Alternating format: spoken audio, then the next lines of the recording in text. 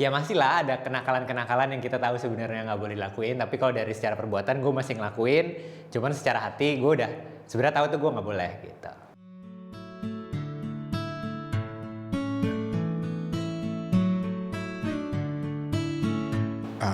Mungkin satu hal sih paling berat itu godaan untuk dosa terbesar adalah bohong dengan diri sendiri. Alkohol. Dosanya sih masih lebih ke duniawi. Lebih masih mikirin ke duniawi daripada akhiratnya gitu. Apa ya, kayak misalkan sholat tepat waktu itu agak sulit sih maksudnya. Kalau gue sih ngerasain kayak rasa males, terus kayak udah ntar dulu lah kayak gitu sih. Macam-macam sih ya. Ada godaan dari lingkungan, godaan dari kehidupan sosial sehari-hari juga. Sholat sih pasti, karena subuh itu biasanya subuh kan lebih ke orang susah ya untuk bangun. Saya kan umur 20 baru masuk kuliah nih kan. Godaan terbesar itu yang pertama kehidupan malam ya. Ke tempat-tempat clubbing. Sabar sih. Godaan terbesar adalah menahan kesabaran. Gitu. Godaan terbesar itu niat. Niat ya lo pengen jadi lebih baik ya pasti niat lo harus lebih kuat. Godaan terbesar itu adalah nafsu, ya kan? Nafsu sih. Kayak misalkan lihat orang lain, misalkan nih, bisa kayak gini tapi aku nggak bisa kayak gitu.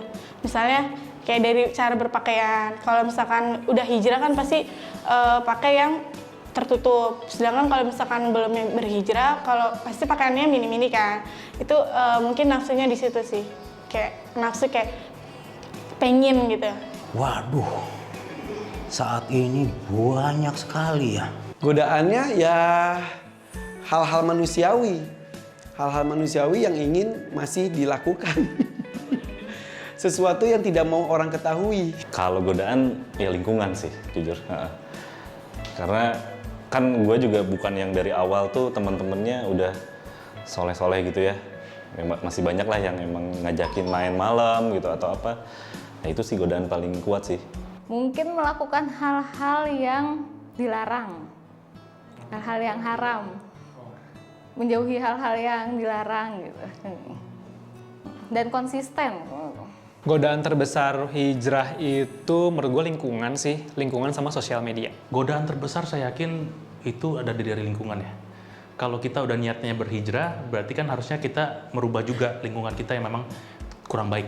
Kalau ternyata kita bercoba berhijrah, lalu lingkungannya masih sama, itu akan jadi cobaan. Sama aja kayak orang perokok, berusaha berhenti merokok, ya kan udah bagus niatnya, sudah coba dijalanin dan bisa. Karena kalau udah dalam hatinya bisa, harusnya tetap bisa. Tapi begitu lingkungannya semua perokok, ya balik lagi itu resiko sangat besar untuk kembali jadi perokok. Kalau buat gue yang paling sulit itu mungkin alkohol ya, karena mungkin demand gue itu di alkohol.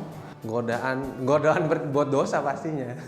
Menyelesaikan masalah gue sama orang-orang yang paling dekat sama gue. Kayak misalnya pas bokap gue sakit, gue baru sadar ternyata gue nggak begitu kenal dia. Jadi itu bukan masalah sih, tapi itu kayak reminder yang diingetin gitu. Kadang-kadang gue ngerasa gue udah kenal sama banyak side, tapi yang paling dekat sama diri gue sendiri tuh belum begitu gue pahamin dan gue kenalin. Di situ itu mungkin cobaan gue paling besar. Buat biar istiqomahnya. Karena mungkin hidayah itu kan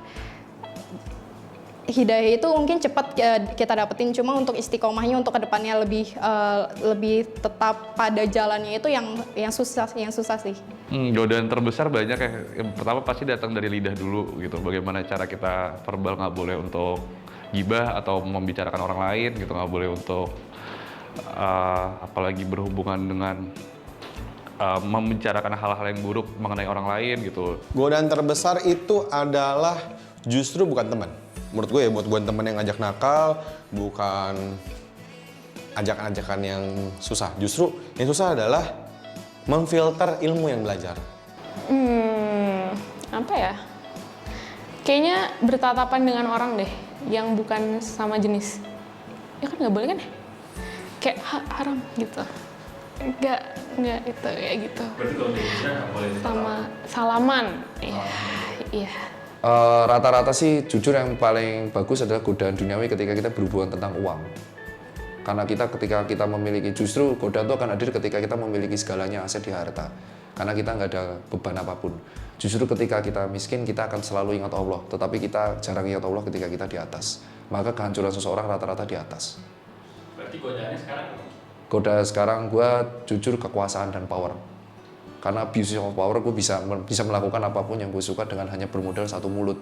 Itu alasan kalau di Jawa, ajining diri ono yang ngelatih. Jadi itulah tantangan saya sekarang. Hijrah itu bukan masalah siapa yang lebih cepat berubah ganti baju. Tapi hijrah itu masalah siapa yang lebih lama bertahan. Maka godaan yang paling berat buat orang yang hijrah adalah istiqomah. Ya kan, istiqomah itu berat. Ya. Kalau ringan istirahat namanya. Jadi untuk istiqomah itu berat. Di zaman Nabi SAW, Nabi pernah bercerita dulu ada orang yang pernah membunuh 100 orang. Ya kan? Dia bertanya, bisa nggak aku hijrah? Bisa nggak aku bertobat? Kata Nabi, dijawab. Jadi ketika orang ini bertanya di zamannya, kemudian Nabi Muhammad sampaikan, yang ditanya menjawab. Kata Nabi, orang itu menjawab bahwa kamu bisa tobat. Ya kan? Tapi ada syaratnya. Syarat yang pertama, kamu harus pindah ke kampung yang baru.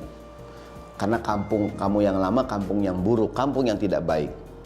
Jadi kalau orang ingin berubah memang dia harus hijrah gitu, pindah. Yang kedua, kata Nabi SAW, fa inna biha unasan ya'budullaha fa'budillaha ma'ahum. Di tempat yang baru itu banyak orang yang baik, ahli ibadah, bergabunglah dengan mereka.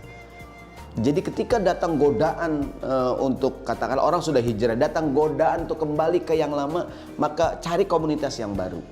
Gitu. Jadi agar hijrahnya awet tuh, maka bergabung dengan orang yang baik.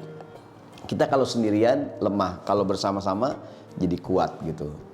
Karena sekali lagi godaan berat buat orang yang hijrah adalah kembali ke yang lalu. Gimana caranya? Udah cari pindah ke tempat yang baru, cari lingkungan yang baru. Jangan sendirian. Setan senang bersama orang yang suka sendiri.